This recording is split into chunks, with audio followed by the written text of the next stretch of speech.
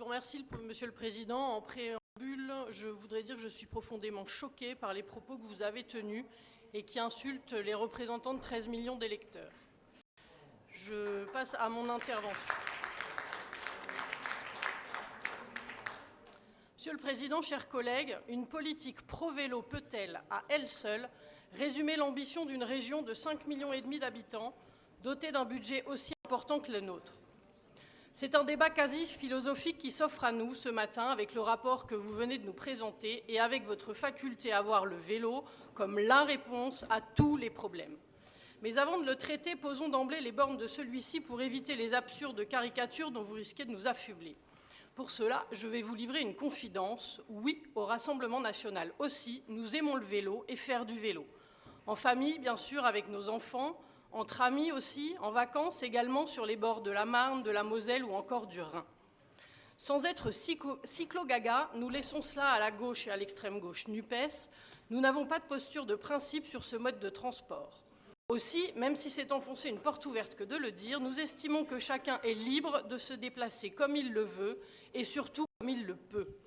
Mais pour autant, nous, élus du Rassemblement national, nous sommes ancrés dans le réel. Car vous, vos pieds ne touchent plus terre et votre niveau de déconnexion atteint des sommets. Vous proclamez partout être des élus de terrain. Vous pouvez compter sur l'appui d'un cabinet de 19 membres. Vous avez récemment signé un contrat pour la réalisation d'un panorama de presse politique numérique et d'une veille audiovisuelle qui vous est adressé tous les jours, mais l'essentiel n'arrive visiblement pas à vos oreilles. En effet, dans notre région, près d'un actif sur 5 travaille dans une commune située à plus de 30 km de sa résidence. Et pour aller travailler, la plupart de ces personnes utilisent la voiture, 78% précisément.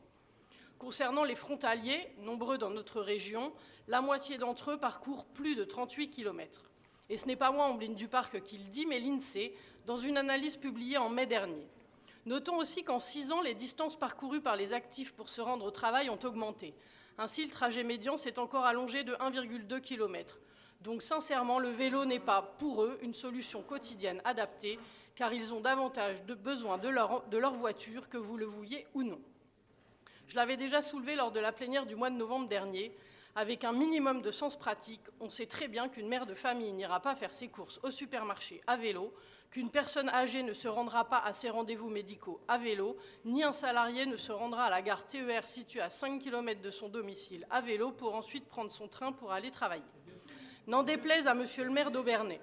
Je n'ai jamais vu de vélo cargo garé devant Leclerc ou Auchan, et les moniteurs d'auto-école qui sillonnent la ville toute la journée m'ont confirmé qu'ils voyaient peu de vélos, bien que les beaux jours soient installés depuis un moment maintenant, donc on n'a plus l'excuse de l'hiver, et que ces vélos sont principalement composés de sportifs, de quelques touristes dans le centre ou sur la route des Vins, ou de quelques adolescents qui se rendent à l'école.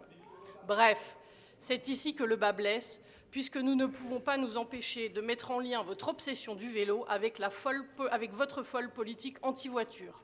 En effet, c'est après avoir maintenu la taxe régionale sur les carburants à son maximum légal, malgré un amendement de notre groupe pour la réduire, après avoir augmenté de 15% le tarif du certificat d'immatriculation, malgré un autre amendement de notre groupe pour le réduire, et après avoir soutenu mordicus les zones à faible émission, que vous accélérez le vélo. Comment ne pas y voir un lien ? Alors, avec ce rapport, je dois dire que nous avons un cas de conscience. Celui-ci est essentiellement lié au fait que nous devons saluer votre volonté de soutenir financièrement l'acquisition d'un vélo adapté pour les habitants en situation de handicap, alors que certains, dans cet hémicycle, parlent en permanence de discrimination et veulent se donner bonne conscience sur le dos de toutes les minorités. Voilà la vraie inclusion, celle de nos compatriotes qui déclarent avoir au moins une limitation sévère dans une fonction physique, sensorielle ou cognitive.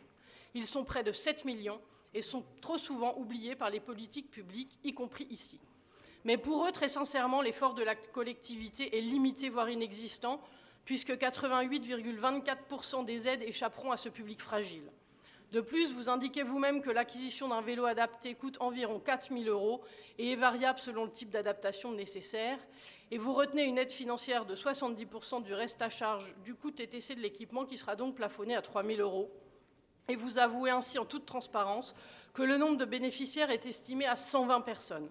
120 personnes en 6 ans, un calcul de niveau CP permet de dire qu'en moyenne 20 personnes bénéficieront chaque année de ce coup de pouce, et c'est dérisoire. Pour toutes ces raisons, notre groupe s'abstiendra sur ce rapport.